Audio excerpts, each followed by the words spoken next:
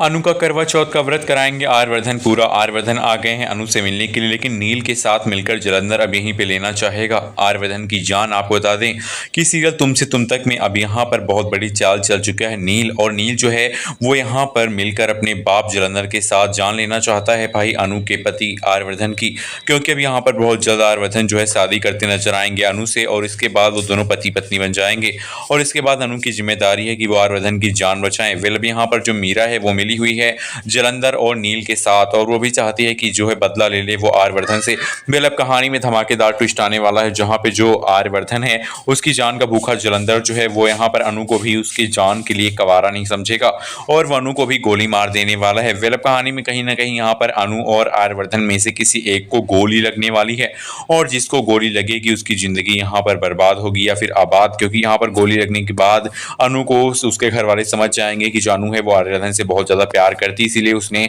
आर्यवर्धन के ऊपर चल रही गोली को अपने सीने पे ले लिया। अब कहीं ना कहीं यहाँ पर इन दोनों के बीच में जो प्यार की शुरुआत है वो एंड तक जाएगी और इन दोनों की शादी हो जाएगी। लेकिन जो मीरा है अपनी जेलसी के चलते अनु से बदला लेने के लिए वो जलंधर से कहेगी आर्यवर्धन को तो मारो ही मारो, उसके साथ अनु को भी जान से मार दो। अब कहीं ना कहीं कहानी में धमाकेदार ट्विस्ट एंड ट्रैक है। झेंडे को पता चल जाएगा कि मीरा मिली हुई है जलंधर के साथ, और सच्चाई जानने के बाद वो यहाँ पर बदला लेगा उसके साथ भी मिलकर मीरा से और जलंधर से भी। जलंधर ने कर दिया है आर्यवर्धन के ऊपर अटैक, लेकिन सही समय पर पहुंच जाने वाली है अनु और बचा लेने वाली है अपने आर्यवर्धन सर को जलंधर से। लेकिन जलंधर को बचाते वक्त लग जाने वाली है अनु को ही चोट। भाई सीरियल तुमसे तुम तक की बात करें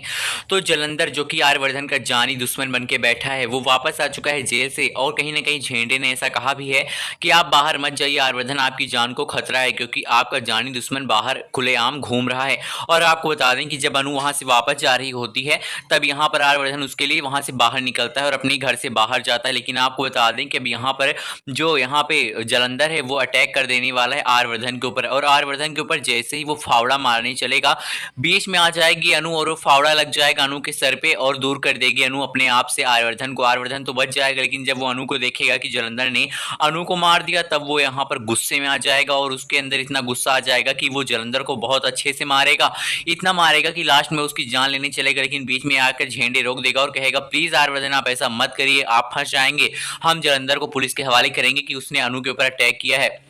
अब भाई फाइनली यहाँ पर जलंधर को फिर से जेल होगी, लेकिन बीच में अनु के आने की वजह से अनु का सर में इतनी भयंकर चोट लगेगी कि अनु की यहाँ पर अनु सदमे में चली जाएगी और अनु बेहोश हो जाएगी, उसके सर से बहुत ज्यादा खून जो है वो निकल चुका होगा। अब आर्यवर्धन अपनी गोद में उठाकर अनु को हॉस्पिटल लेकर पहुंचेंगे, लेकिन ये यहाँ पर थोड़ा देर हो चुकी होगी, डॉक्टर ऐसा कहेंगे। लेकिन आर्यवर्धन अब यहाँ पर पहली बार भगवान के पास जाके पूजा करेंगे अनु के लिए और कहेंगे माता रानी अगर आपने राजनंदनी की तरह मेरी मेरी अनु को मुझसे छीन लिया तो मैं जिंदा नहीं रह पाऊंगा, क्योंकि मेरी पत्नी जो मुझे सबसे ज्यादा प्यारी थी